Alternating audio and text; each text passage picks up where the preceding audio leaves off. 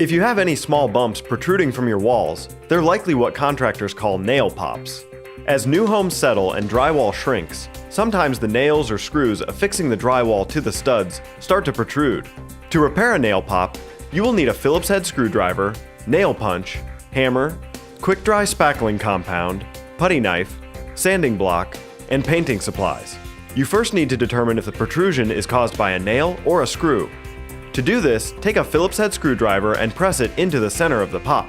If it's a screw, the screwdriver will set and find its place in the head of the screw. If it's a nail, it will likely just slide around. If the pop is caused by a screw, simply take the screwdriver and turn the screw until it is slightly recessed into the wall.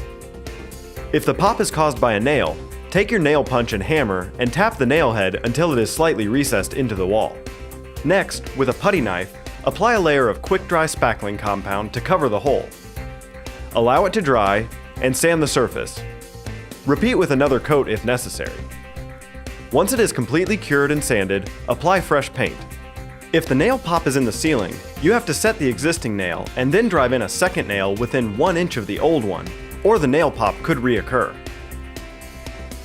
If you have any questions about this process, call the Home Inspection Man at 888-690-6903.